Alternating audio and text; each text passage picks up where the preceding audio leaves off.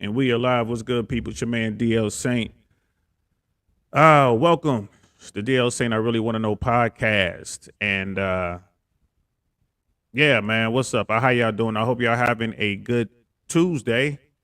I'm having a pretty good Tuesday, I guess. A lot on my mind, a lot going on in the world, a lot going on in America, as y'all all know. Um, Stock market and all that is still doing its thing. I'm not even sure where the stocks are. Let me see if I can find out real quick. And I looked earlier today and it was up. I mean, everything. I think it was up, but it was early in the morning. And I'm just trying to see where the S&P is. Looks like the S&P closed up today, about 80 points, like 2%. That's pretty cool. I think that's what it is. It's hard to tell on my phone. I normally pull it up on the computer, and you know what? If you want to know what the stocks are doing today, go look at it. Um, but if the Dow did close up, that would be 3 days in a row, which is pretty good considering what's going on now. Don't be fooled, y'all. This is it's going to continue to be choppy. There's a lot going on. Interest rates. The Fed still wants to aggressively raise interest rates. Um, the question mark is definitely housing and what's going to happen with that market, which is definitely cooling off. There's a lot going on. So definitely continue to do your research and kind of read on all that stuff, um, and do what you can to prepare yourself, y'all, because it seems like it's going to be a rough time ahead here in America. But yeah, that's not what I'm here to talk about, man. I'm not here to talk about the stock market per se, not right now. I'm here to talk about the drug war. Over 50 years, man, the war on drugs. Just say no. Y'all remember that? Just say no. Right. Right. Just say no. Doesn't seem to be effective. Does not seem to be effective. Wonderful 34. What's good, brother? How you feeling? Thanks for checking in. Thanks for rocking with me. Here to talk about the war on drugs, man. I was watching an episode. I guess I was watching Vice. I caught them on YouTube, Vice News, and they were talking about benzo, dope, and trank, the next wave of overdose crisis. You know what I mean, brother? Brother Jason's in the house. What's good? Just say no, bro. Yeah, just say no. And my brother Jay Swan's in the house. Protect yourself by exercising safe love. Self-love. I'm sorry, self-love, not safe love. So, as I was saying, man, like y'all know me, man. I'm always talking about my history and the way I came up. And when I came up in the late 80s into the 90s on the streets, there was marijuana, right? There was, and it wasn't even like the stuff now. It wasn't like medical grade. It wasn't high end. It was good for the Midwest, but it was nothing compared to the West Coast, nothing compared to New York. And of course there was, there was powder. There was powder, and there was like people like the nose candy or whatever, and then of course that turned into rock. And we all know about all that. You know what I mean? And no matter where you've been living on planet Earth, you know all about that. So, and there was even Hayron out there. Like for us, that was it. The people who were doing that was like the real addicts. If they were, if they were on that Hayron, man, and that was a lot of money on the streets. Like the guys who dealt in that were cleaning up. But again, very dangerous trade to be in, and I'm not talking about law enforcement, I'm talking about the people in the streets who are watching you and looking for opportunities to get you. Because if they catch you with that product and they know the kind of money that's associated with that product, that's the bad, you have a bad day. So, but that was it. Like that was all that stuff was pretty much, it came from where it came from, be it the Golden Triangle or, be it, Afghanistan with the Hayron, and then like the powder came from Colombia via Mexico. Right. So, and what you got was what you got. I mean, there was a lot of times that people would take it and, quote unquote, cut it, step on it, however you want to say it, to increase, to increase the amount of it, but lessen the potency. But now, again, I'm not in the streets like that, but I talk to folks who were still in that struggle. It's crazy out there now. It is crazy with fentanyl, the whole fentanyl thing with all sorts of synthetics, right? The pill game has changed, with like mollies and all that kind of stuff. It's crazy out there, people. You got to be careful. You don't know what you are taking. You don't know what you are ingesting. There was a time, once upon a time, you would pay someone for a product and you pretty much knew what you had. And depending on who you were dealing with and the relationship you had with that person, you can pretty much rest assured that you were getting what you paid for. The only question would be the quality, and that person would tell you what they were selling. If it was stepped on, if it was this, if it was that. Nowadays, they are truly selling poison. Poison, y'all. Like, it's insane what's going on right now. So this whole war on drugs, in my opinion, it needs to stop. We lost the war. It's time to help those people who are suffering from addiction, those people who made those bad choices and are caught up in that life. If this is a war on drugs, then they are definitely the refugees, right, of this war. They are, the unintended victims of this particular war. And we need to figure out ways to help them, in my opinion. The way we're doing it now, dumping millions and billions of dollars into policing, into law enforcement at every level, from the local level all the way up through the federal level, using our military, using military assets in some cases. It didn't work. I can't say it's not working. I'm saying it did not work. It didn't.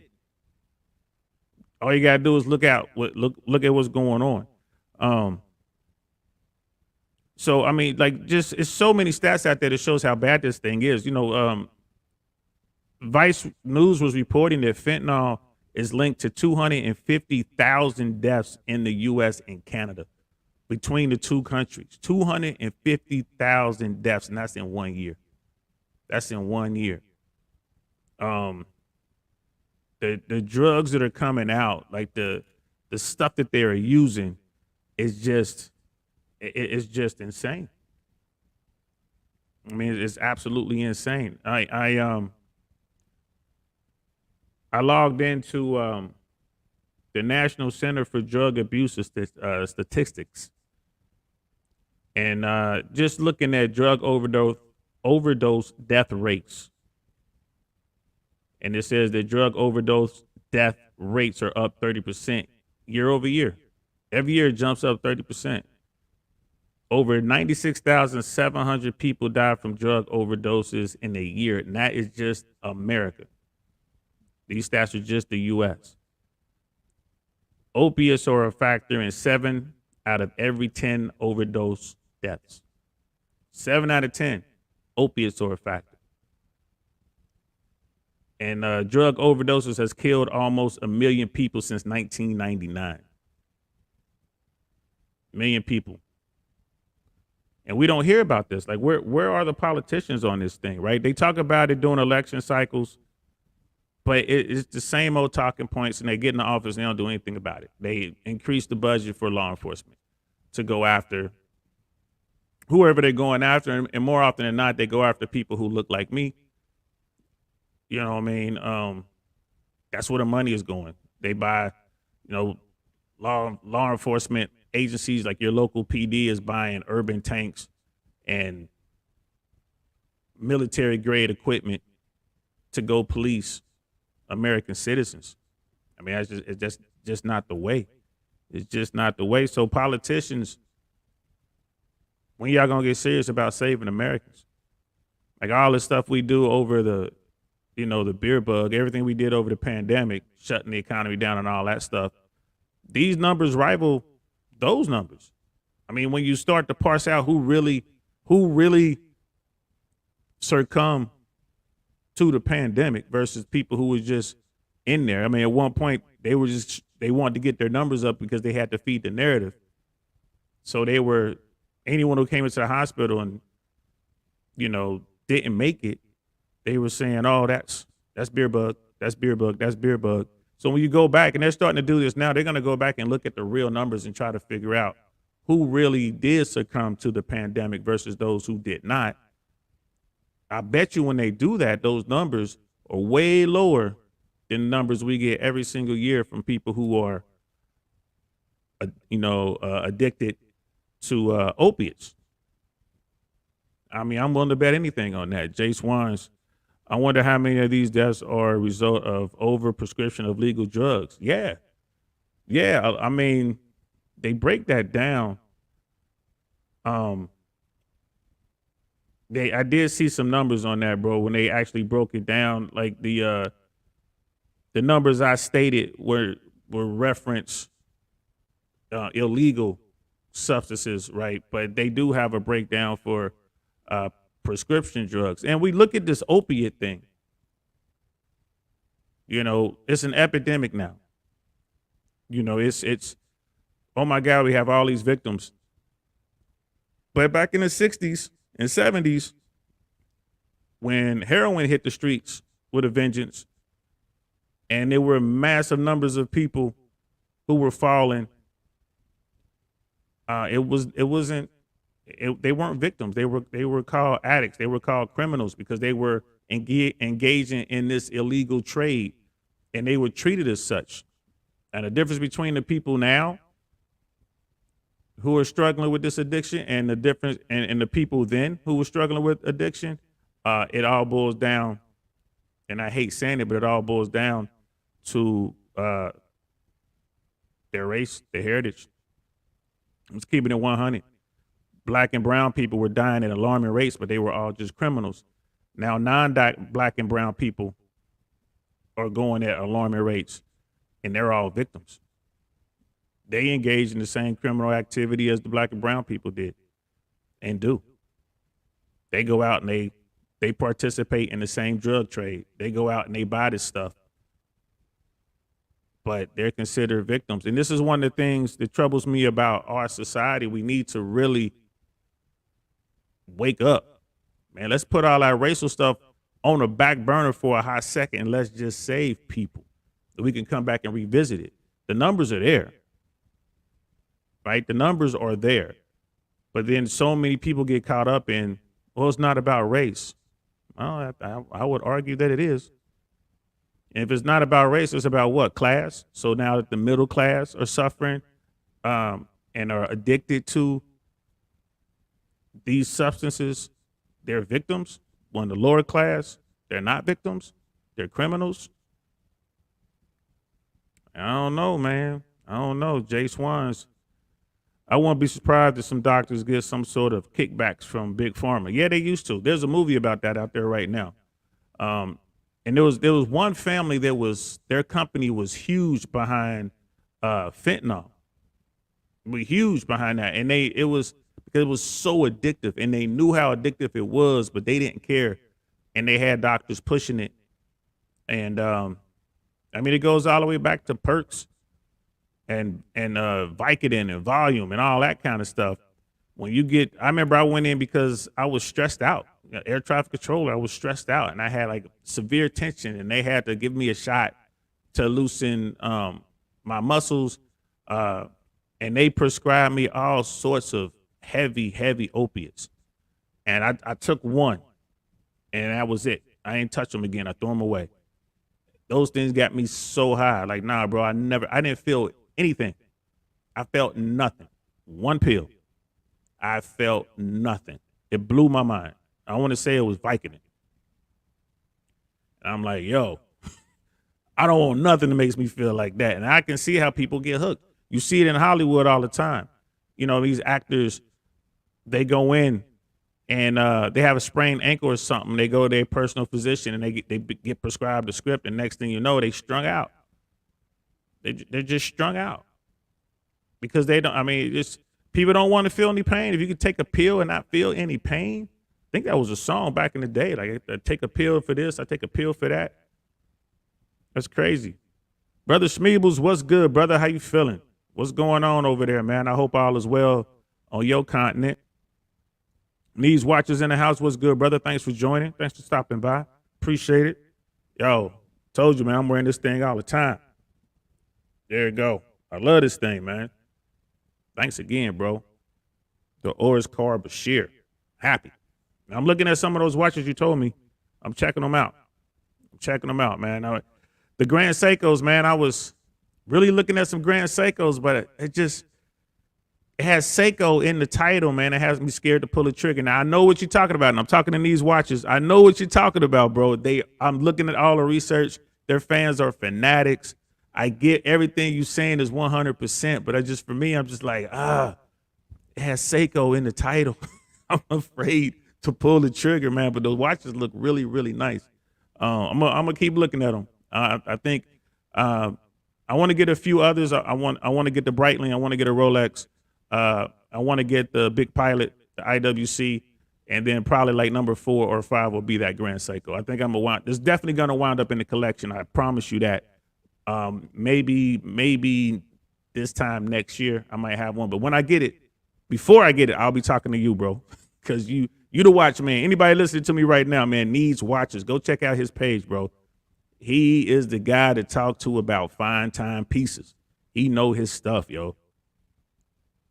Jay Swan's brother, remember the meds they put me on? Remember I had to fight to get them to take me off. Yeah, I do remember that. They had your brain scrambled, brother. And that's funny that the system is designed that way to get you on these meds, especially if you have good insurance. If you have like really good medical insurance, man, they trying to put you on there. Go back and watch that movie with Denzel Washington when he was the pilot that managed to keep an airplane from completely crashing, that he was able to save the plane. I forget the name of the movie, but in that movie, his drug dealer came into the hospital and was looking at the list of drugs. It was like, oh man, this is all crap. You know, they don't even give you the good stuff. It's people out here who know drugs like needs watches, knows watches. You feel me? Be careful, y'all. I ain't gonna lie, man. I don't mind being in pain. Hell, I'm in pain right now. If I wake up and I don't feel any pain, I'm gonna be scared. I'm gonna be real scared. Like every day I wake up, something hurts. If I wake up one day and nothing hurts, I'm gonna have to look around and see what's going on, bro. First thing I'm gonna do is look back and see if I'm still laying there. So there's nothing wrong with pain, y'all. Schmeebles. Reason I never take pain meds. I got my appendix taken out a couple of years ago, and only pain meds I was on was due to them administering it from surgery. Yeah, I get that. Like they're gonna put you under this. There's certain things that they give you as part of their process. I wonder if there's a form you can sign to say I don't want any of that, but they got to knock you out. You know what I mean? They're gonna have to give you some pain meds because the stuff that they're doing. You know what I mean? It's almost torture if they don't. But I'm with you, bro. I take the least amount of pain meds possible. The least amount. These watches. Hey, yeah, man, that's a killer piece. Yeah, man, I'm digging this Car Bashir, bro. I wear it, like I said, I wear it pretty much at least every other day, if not every day. Smeebles, I never take any meds unless really needed. Had a couple mates get addicted to pain meds after surgery of broken bones. So when I broke my hand, I just effing live with the pain. Yeah, man. I Tylenol 3s, bro. I'll take anything I could buy over the counter, and I get into a whole lot of pain. If you see me taking pain meds, I am in at least level 8 out of 10 pain. If I'm taking a pain med, if I'm taking an opiate, like bro, man, I'm like Tylenol 3s is about as high as I normally go, and I'll just rest and just. I don't like taking them, man. The opiates, man, they feel too good, right? They affect you in a way that just your body gets hooked on them, bro. And you go from trying to stay on the pill, you want to keep getting the pill after the doctor stops subscribing them or prescribing them, right? You want to stay on that, then you can't. And you wind up on heroin because it's cheaper and it's a more potent shock to your system. And then that doesn't work. You wind up, well, I need heroin with fentanyl in it. Right, which will almost kill you. And now they got these benzos. Xyloxin is another one that's out there now that they're putting into they're cutting into the drugs. They call it trank dope. And these things ain't no joke, player. Once that get a hold of you, get a taste of that. I don't care what your willpower is like, bro. That's it. You're addicted. That's it. They used to tell those lies about cocaine and marijuana and all that. You try it one time and you're addicted. That was all cap. Like the young kids say, that was cap. But the stuff that's out there now, like these synthetic drugs are out there now. Yeah, bro. Yeah. Right. You hit that one time, it's a wrap. You might as well just go ahead and take your TV and sell it. You know what I mean? Go ahead and get your watch collection and sell it, because you're gonna spend all that money on that dope. Yeah, and Jay Swan was just like, yeah, New Jack City. Big Pharma was really fighting legalized cannabis for health benefits. Now they're trying to get in and monopolize the industry. Yeah, they didn't want any other options out there. And to this day, I can't believe that marijuana is considered as, as potent legally, as bad, as forbidden as the opiates, cocaine and heroin and all that. What do they call it? Class A or something like that? Class 1 or whatever it's called. That's a head scratcher. Really? Really? I mean, I don't even, and like with hemp and all that, and like all these different extracts and all that. I mean, bro, doctors are starting to prescribe the stuff now because, it helps and it's not addictive. So I don't know, y'all. It's you gotta look at it, man. You gotta look at it. Be careful with those opiates. Schmeebles. The come down was bloody crazy from a close mate. Was something out of a movie that imprinted hard on me. Yeah, man. When you see somebody who own it, when they really own it, I got a friend of mine who, like I said, coming up, I didn't sell that stuff. I didn't. You know what I mean? My game was something else. But I'd be around cats who did, and I'd be around their customers. And bro, I'm here to tell you, man, like sometimes you'll see them sitting in a room waiting for the guy to bring that product. They call it their medicine. They're sitting there, they done paid their money, and they waiting for that they waiting for their medicine. And they like sitting at the table, man. Like they literally waiting on food. You know what I'm saying? I had one of my people telling me the story, man. He was like sitting there and he saw a guy that was like his coach when he was a youngin'. Like, that's coach. In here stuck on that stuff, man. And the guy was telling him, like, man, don't ever get stuck on this, man. Don't do it. The people who are trapped in that world, they understand they can't fight it.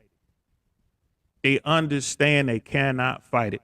For whatever reason, they wound up on it. Be it they broke a bone, like Smeebles was saying, they went to the hospital, the doctor got them on the opiates and they just couldn't get off, or they was out kicking it with some pretty girl who was like, do this with me, and they did it, you know what I'm saying, and they got hooked, however it may be, or they's out with they dudes trying to fit in with the, with these cats, and they did it, however the case may be, bro, however they got there. But once they there, you can see it in their eyes, man, they are trapped. They really want to come out, but they physically cannot stop. They cannot stop, man. So it's just one of those things. I do feel bad for those folks. I do. I understand. Y'all know me. I'm all about accountability. I get that. Like, you're responsible for your choices.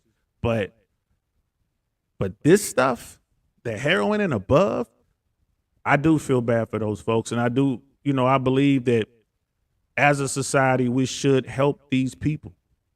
We really should try to help these people as opposed to treating them like criminals. We need to figure out a way to help them and get them on their way. And there are ways to do it, right? Throwing money at law enforcement, telling them to go get their arrest numbers up, and like telling prosecutors to get their prosecution, their conviction rates up, and rewarding judges, telling judges to, here's an opportunity for you to be hard on crime and throw these people in jail and throw away the key, right?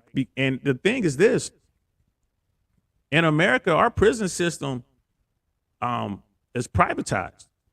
There's a huge private sector out there for jails, for prisons. They need people in them cells to make money. And that's the problem. That is a real problem. The incentive is to get people into the system so they can get money. They get paid per night for housing these people in jail.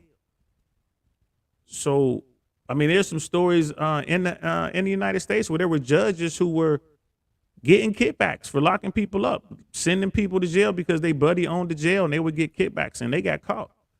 There are cases of that going on. You know what I mean? That's not a Hollywood story. That's not far fetched. That goes on in America. Schmeebles, how does the criminal system work in Australia, brother? I don't know if you have any knowledge about that. I'm just curious. But here in the States, you can see how people, especially normally it's the people from the lower tiers, people who can't afford attorneys, people who have the what do you call it, the public defendant, people that are taking deals all day long. It's just a constant stream of people going in, and someone's making money on the other side. Michael Jordan had a big deal for private prisons years back.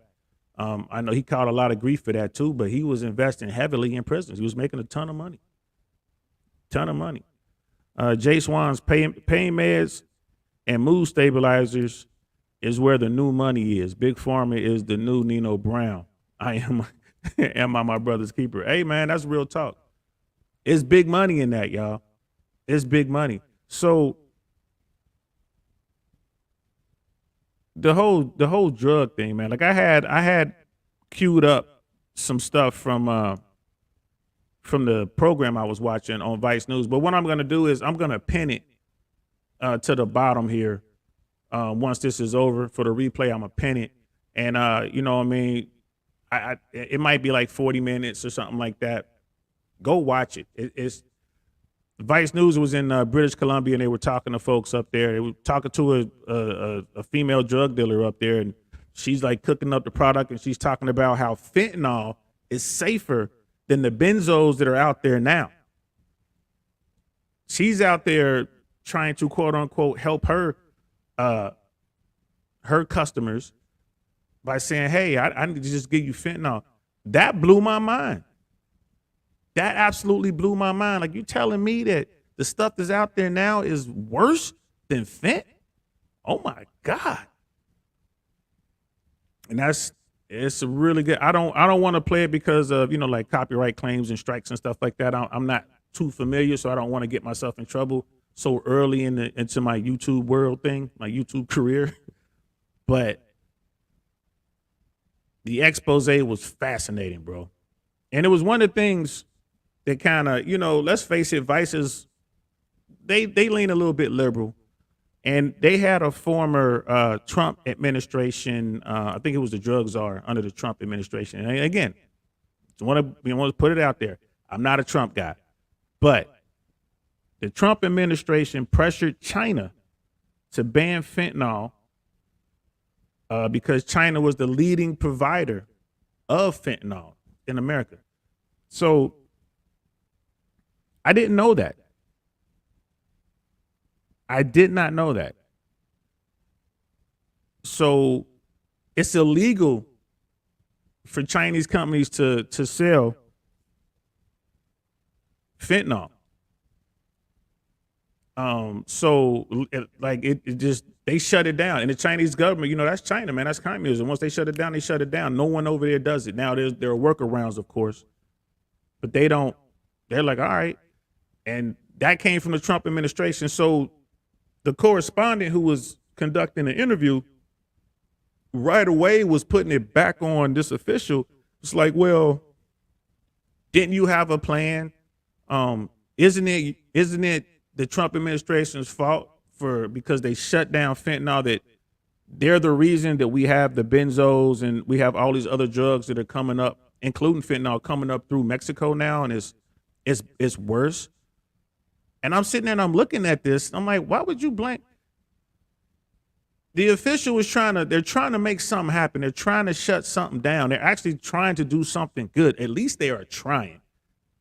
And I get where she's coming from. Like, well, didn't you have a plan for, the fallout of this decision?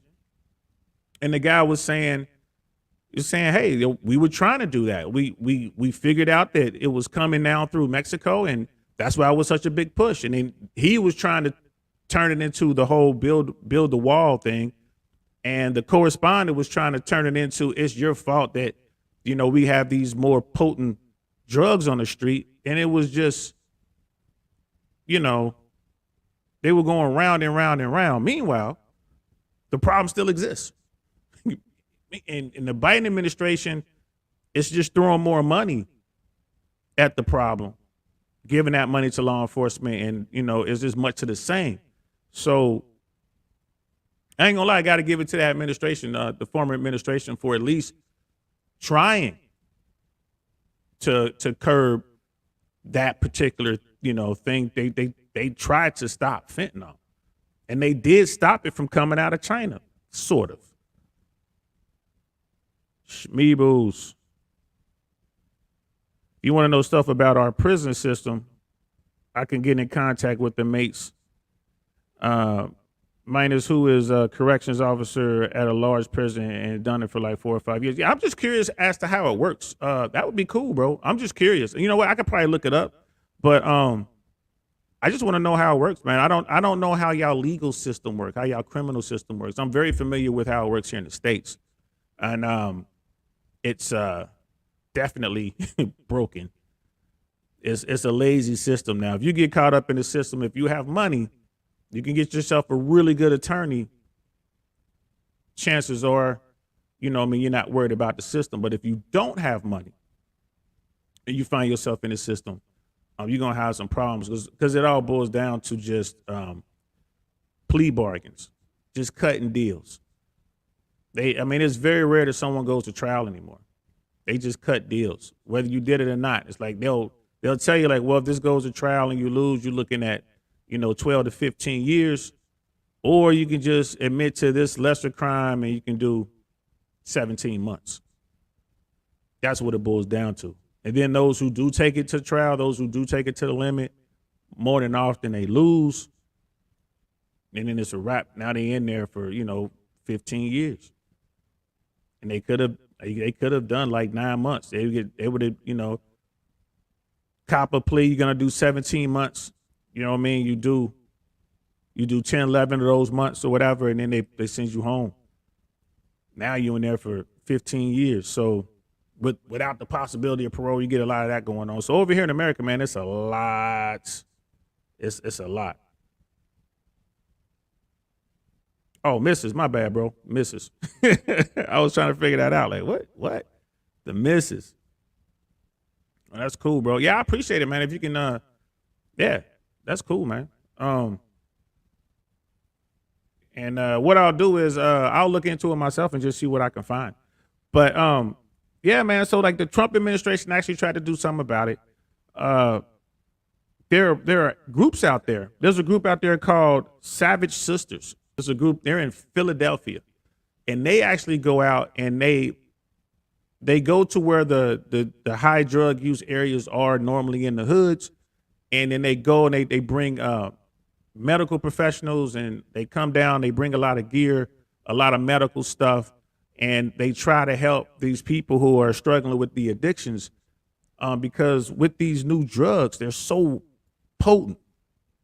They're so potent that a lot of people, like it was one drug that I got, one of the benzos, I guess. He had it on a piece of foil and he smoked the fumes. And you're sitting there watching him do it on the on TV, and the guy turned into a zombie. I've seen that before a couple of times in my life, but never to that extent. Like, the guy was gone. He was not there anymore.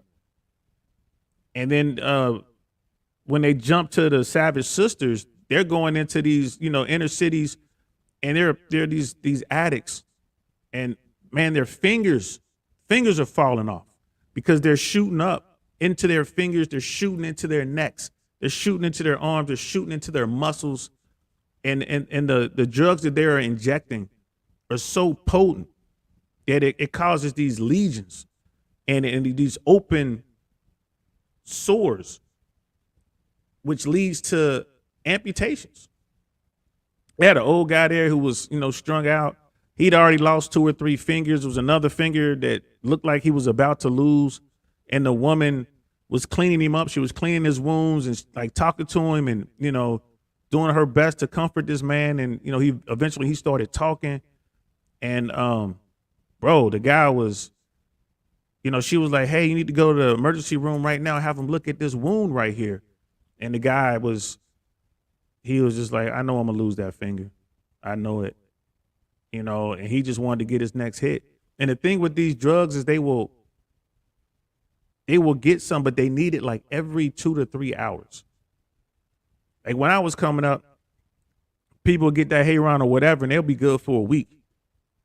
But now with this stuff that they're putting in there, these synthetics, they need another hit like every 2 to 3 hours. And there was a young woman, there was a couple women, but this one woman in particular, she couldn't have been no more than 27 to maybe 31. You could tell she used to be fairly attractive. You could tell, man. And she's shooting into her neck, and she had these open sores on her neck. And you could just see it in her eyes, man. She just didn't know. She was stuck on this, man. She didn't want to be like that. And she said it. She's like, "Man, I don't want to be like this. I don't want to be like this." But she can't help it, man. She's injecting herself with this poison. She can't help it. Lord knows what she's doing to get the money. Hey, bro, I wanted to talk about it because for those of us who here in America, man, like this is the kind of things that we can help. I'm always talking about, think about who you vote into office, man. Build those relationships. Have the ability to get somebody from that elected official's office on the phone and talk to them. Hey, man, what are we doing? How can we help? One of the things we could do, and this is just me, like we get all these prisons and they want to make money. So I would stop pursuing drug dealers. Drug dealers are business people. They are providing a product, right? They are fulfilling a demand. Take away the demand. Don't go after drug dealers. Go after the users. Go after them. Catch them. Lock them up. And while you got them locked up, you can start the rehab process. You can educate them. They locked up anyway. You can educate them. You can start the rehab process. You can kind of help them clean up a little bit. But when you take them, you put them into the current prison system, they can get what they need in jail. It's like you take an addict and put them in prison, they still getting what they need. They just got to spend more money or do more things to get it. Schmeebles. Old family friend, been a cop here for like 7 to 10 years. And now a blood spatter specialist for forensics. Oh, that's cool. He moving up in that world. If you're interested, I can see if he'll speak to you. He know the stuff behind the scenes. Yeah, I would appreciate that, bro. I mean, that's like a whole nother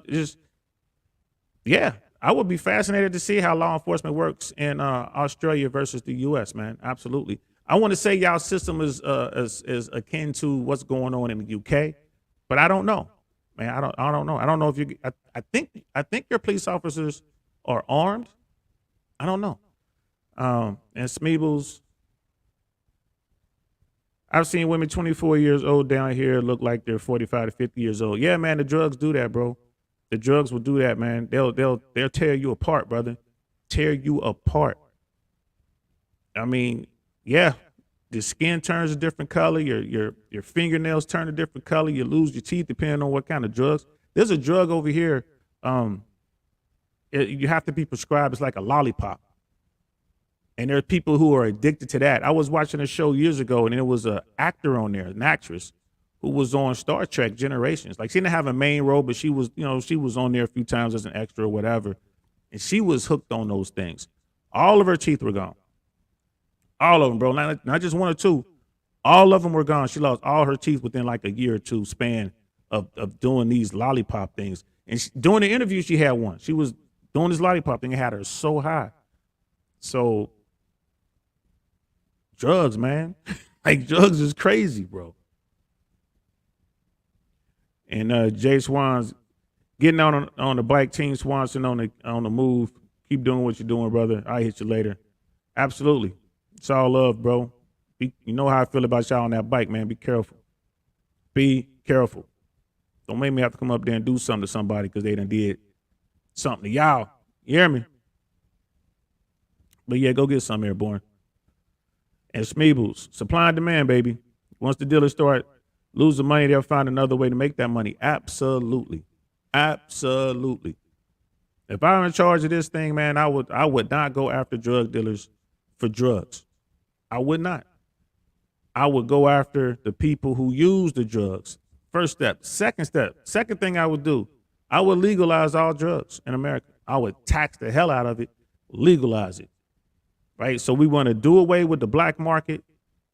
So if someone wants to go get themselves some whatever they want to get, from cough syrup to methamphetamine, you can just go down to the corner federal drug market, go in there with your money, you register and whatnot, you go in there, you get what you need, right? You even have some room set aside that you can sit there and use. You can kind of be monitored. Get what you need, but you're going to pay for it. And they will. One thing I know about the drug trade, man, they will pay whatever to get the best. If they can get the best, they get that medical grade, they're going to pay for it. So those are the two things I would do. I'm shutting down the dark market by going out there at customers. And then I'm going to also have to where you can come here, come get your government sanctioned drugs. I'm going to tax it. Right. And part of that process is you're going to have to sit through and classes. Like, all right, if you want to get your card renewed to come in here and get your whatever, you got to sit through these classes, and they're going to know, like, whenever you want to try to, clean yourself up, you can sign up. It's free. It will help you get cleaned up. Right. You have your AAA meetings and all that kind of stuff right there. That's what I would do. Because obviously the way we've been doing it just ain't working, man. 50 plus years of buying guns and tanks and trying to stop the drug flow. Right. Again, like when the Trump administration did what they did and they got China to stop sending fentanyl, all China did was begin to send it to Mexico. Now they're dealing with the Mexicans. The cartels are buying the drugs that they need from China and mixing it up themselves in Mexico and then smuggling it over. So, you can watch online how they mix this stuff up, man. How they mix up the ice, right? The methamphetamine. How they mix up the fentanyl, the benzos, and all this kind of stuff. The trank dope. They mix it up and then they send it over here to America. They're making all that money. Americans can go online and order the drugs that they need, and they can mix up their own dope. You can't buy fentanyl altogether, but you can buy the substitutes, and you can have those substitutes delivered to your door. You don't even got to leave. It come right to your house. UPS it. Online. So what's the point? There's just so many different ways to get it in here. The demand is so high and it's so profitable. There's always going to be someone willing to take that chance. Pimp C, rest in peace to Pimp C, one of the greatest rappers, in my opinion, of all time. He was one half of the Underground Kings. And Pimp C had a line in one of his songs. And it said, "If I told you cocaine numbers, you would think I was lying. Young brothers 18 talking about they retiring." The age might have been different. It might have been young brothers 21 or 24 or something like that. But the point is, there's a ton of money in the drug trade. It's a ton of money. And if you come from a place where you don't have nothing, you have no future to look forward to, why wouldn't you hustle? Why wouldn't you do it? Why wouldn't you do it? And the way the feds are working it now, if you just selling cocaine, man, they don't even care what you doing. Like, man, go ahead. Go ahead. I had people tell me that. They were like, yeah, man, you could be moving a truckload of cocaine a week, 18-wheeler, semi-truck a week, and the feds don't care. So long as you ain't cutting it with none of these synthetics, you ain't cutting it with fent, you ain't cutting it with the benzos, you ain't cutting it with the xylazine or whatever it's called. If you just doing straight powder, they're like, fine, go ahead and do that. The local PD will catch you eventually. They ain't worried about that. They just want to get the fent off the street. It's like crazy, man. So they know it's out there, and they just want they have no problem with that business. And where's the money go? You know, going all the way back to the '80s and the Iran Contra thing that was going on with the Reagan administration, and then later with the with the Bush administration, George H.W. Bush. They were allowing the drug trade to flourish so they can get to raise money so they can fight their covert wars in Central and South America, which was crazy. We're gonna let this dope go into the inner city. We're gonna let this dope get into the barrio. We're gonna let this dope get into the trailer park. So we can get this money so we can fight communists. That's insane. But that's what was going on. Uncle Saint didn't make that up. Y'all can look that up on your own. So I was in the streets. I saw the flood firsthand. I talk about this a lot. I remember the late 80s, early 90s, right? The drugs came, the money came, the weapons came. You know, everybody talks about Freeway Ricky. Dude was in Cincinnati. He was in the Burgess of Forest Park. I knew about dude, right? All the Colombian stuff was in Cincinnati. I saw that firsthand. The Mexican stuff was in Cincinnati. I saw it. They would always have, their kilos would be stamped with scorpions and stuff like that, so you knew who it came from. I saw it. It wasn't like that in the early 80s. But man, oh man, after that Iran Contra thing, man, the streets were flooded. Flooded. It's been like that ever since. So again, like, where's the dope come from? We don't grow it in America. All that has to be imported. Right? So I'm just letting y'all know. It's crazy out there. Brother Smeebles. Yeah, armed cops down here, probably a hybrid of Canada and England. Oh, okay. Okay. Yeah, definitely. Yeah, man. Put me on with your people, man, because I'm curious now about how much training you guys get. I'm willing to bet y'all get more training than American law enforcement officers do. How much time y'all spend on the range, like weapons qualifications, that sort of thing. Yeah, I'm curious, man. I agree with that legalization of drugs. The user pay for their own support with them buying it. Yeah, Schmeebles. I mean, dude, I would tax the hell out of it. And if you are a user and you know you can go to the federal drugstore and you can get whatever potency you want and you know it's pure, that's where you're gonna go. Because you don't know what you're getting on the streets. For those people out there, like y'all young people out there, y'all want to experiment, y'all want to smoke some weed or whatever, y'all want to do these little things, man, I'm telling you, go to the dispensary. Don't buy it off the street. Go to the dispensary. Because you don't know what they are putting in that product. You don't know. I'm not a weed guy. You know what I'm saying? 25 years plus government service. You can't smoke weed and work for the U.S. government. Not a weed guy. Yeah, I'm retired, whatever. But if you're going to do it, go to the dispensaries. Because they have synthetic marijuana out there now, man. It's the same thing. They're just spraying it with chemicals that they just don't know. It's not like a chemist in some sterile environment just mixing it up. Nah, it's just some dude with a bandana around his mouth. And he's got the stuff in some sort of spray bottle. And he's like, nah, man, be careful, bro. Miss AKA lady, how you doing? Thanks for popping in. I'm going to wrap it up here in about 10 minutes because I'm trying to catch Suzette Speaks.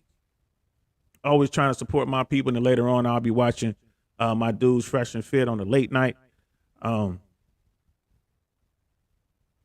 yeah, I'm going to wrap it up here in a little bit. Brother Smeebles, I also think it's bigger agenda to keep a certain amount of people on drugs, makes people rely on the government to make the issue better. Yeah, I agree with you, bro. Absolutely. I agree with you. There's part of that, man. It's just, and here's the thing, man. Like there's people out there who, they hate guys like Andrew Tate. They hate guys like Fresh and Fit. They hate guys in the manosphere or whatever. But Andrew Tate, Tristan Tate, Myron Fresh, they don't do drugs. They don't drink. Well, Myron and Fresh don't drink. The Tate brothers do, but they don't do drugs. You know what I mean? No one does steroids. right? They're not smoking, they're not doing blow, they're not doing any of that.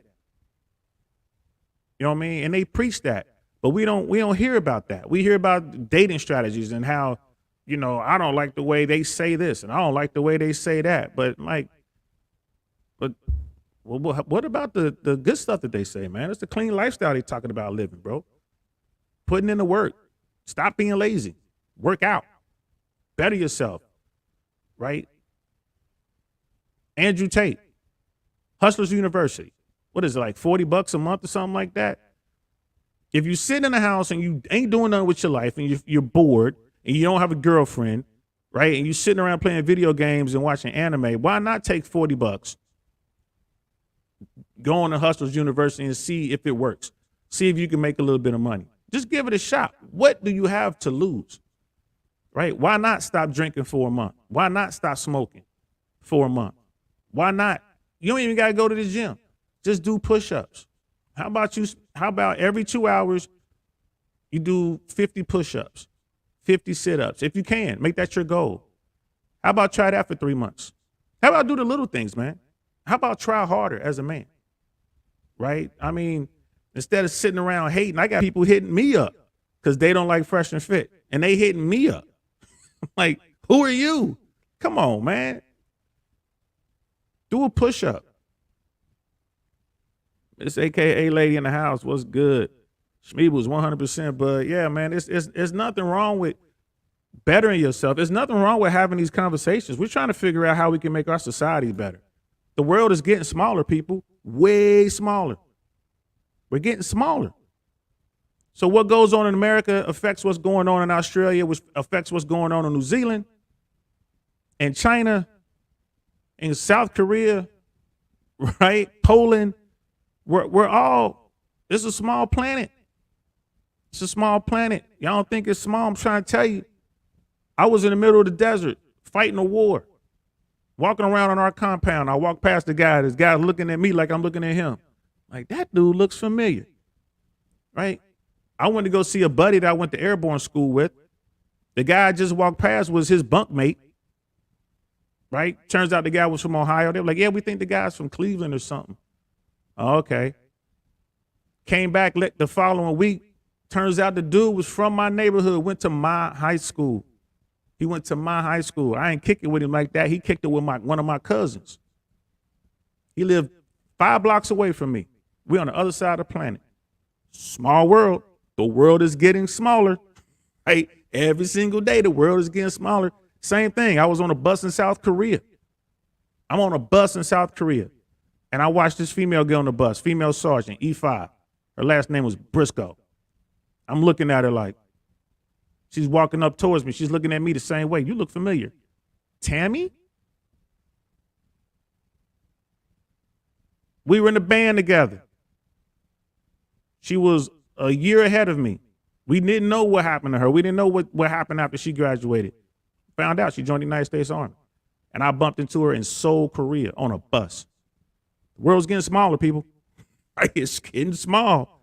So for all you, you know what I mean, you YouTube warriors with your emojis and all that, don't think you might, whatever you say, right, will be held against you. You might bump into one of these people. You talking crazy to Andrew Tate. You might bump into Andrew Tate. I'm just saying, keep that in mind. Keep it in mind, yo. The world is getting smaller. And then, yeah, folks, Brother Smeebles, man, people need to find someone to hate. They do. They need whatever. I don't understand that either. Like, why you got to hate? Someone's going to hate this stream. Someone's going to hate this stream. They're going to hate it because I said that the Trump administration did something good when they stopped China from selling fentanyl to America. Someone's going to get mad at me about that, and they're going to hate on me about that. Why? Like I said, I'm not a Trump guy, but come on, man. You got to call the balls and the strikes are the strikes. That's a strike. He got them to stop selling fentanyl to America. You know what I mean? Now, they plan was a little lacking because they weren't ready for the fallout, for the reaction to that, but at least they tried. And I'm going to do a follow-up on this episode because I want to find out what this current administration is doing. right? And then as our election cycle rolls around, this midterm election, I'm gonna see how many people are using this drug epidemic, quote unquote, as a talking point, and see what they really want, what they really gonna do about it. I don't think they're gonna do nothing about it. Schmeebles is right, man. People making money off of this. They're making money off these people more ways than one. They're making money on the drugs. They're making money on the chemicals used to create the drugs. They're making money on incarcerating the people who are selling and buying the drugs. They're making money on this. And that's just terrible. Brother Smeals, before in the early years of tech, I wouldn't know people in Romania, Czech Republic, USA, NZ, not sure what that is, Canada, England, Japan, and so many countries. We're small now, man. You know what I mean? You're going to know all these people now. I got friends all over the world. All over the world. And now I got even more friends. I got you. I got you, bro. So when I come to Australia, I know I got some people I can go holler at. And I'm going to come to Australia at some point. I don't want to come over there and get stuck, man, because y'all been to put me in a camp or something. Brother Mike, what's good? Yeah, like the video, please. So yeah, man. I mean, thanks for listening to me for an hour, y'all. Appreciate it. Like, you know what I'm saying? I just wanted to start this conversation on America's drug problem, the 50-year drug war that we lost. And I'm definitely going to bring this up a few more times. New Zealand. Thanks, Brother Smeebles. Sorry. That's right. Smeebles is leaving. He's leaving Australia. So when you get here, bro, holler at me. I'm going to come see you. Make it easier for me to travel to you.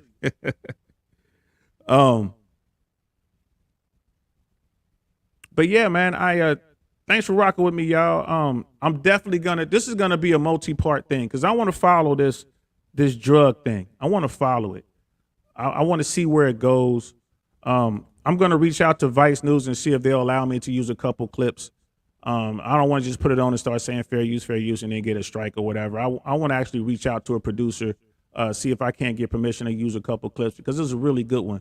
And there's some things that I really want y'all to see. I'm gonna clip it below. If you get some time, please watch it. And then I want to get some more stats. And like I said, I really want to find out what politicians are really doing something about this. I really want to see what politicians are doing something about this. There's a chart here, and it's the total annual overdose deaths by states, right? And it's a map of the United States. California is the highest with 6,198 annual deaths by OD. Florida is number 2, with over 5,000.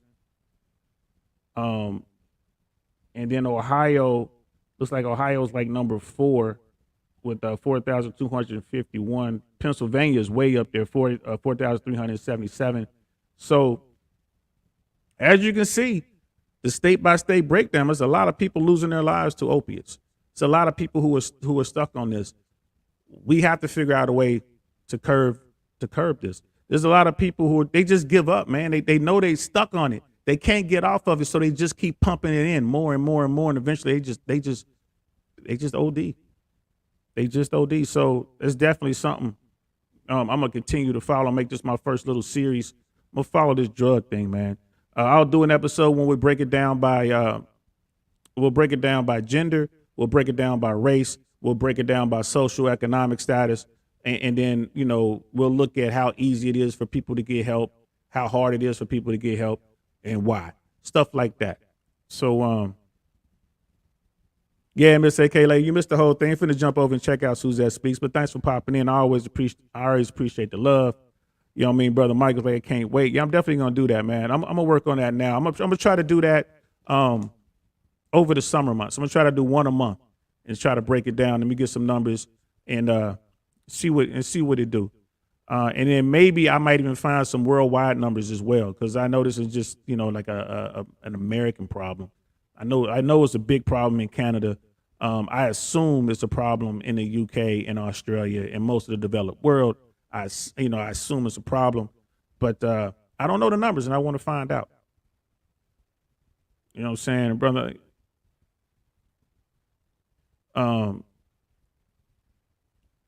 Yeah, brother Mike, I see that, man. Cocaine is one hell of a drug. Real talk. But cocaine ain't nothing compared to fentanyl and benzos, right? And the trank dopes that are out there now. They're taking horse tranquilizers and they're cutting the dope with that. You know what I mean? I know Puerto Rico's a problem. I've seen documentaries on Puerto Rico alone. That's where the first instances I've ever heard of like the zombie type state because they were doing the horse tranquilizers years ago in Puerto Rico, and now it's here. So thanks for rocking with me, y'all. I can't talk today. Appreciate that. We got a couple shows lined up for the rest of the week, man. I'm trying to work on some pretty cool stuff. I'll get those thumbnails out as soon as I can, as soon as I get folks to lock in. And y'all be careful out there, man. I mean it. You know what I mean? Keep your eyes up, head on the swivel, right? And keep doing the work. Be the best version as you can be. And in the words of Andrew Tate, resist the slave mind. Please resist the slave mind, people. I'm DL Saint. This is the DL Saint I Really Want to Know podcast. I'll talk to y'all later. Peace.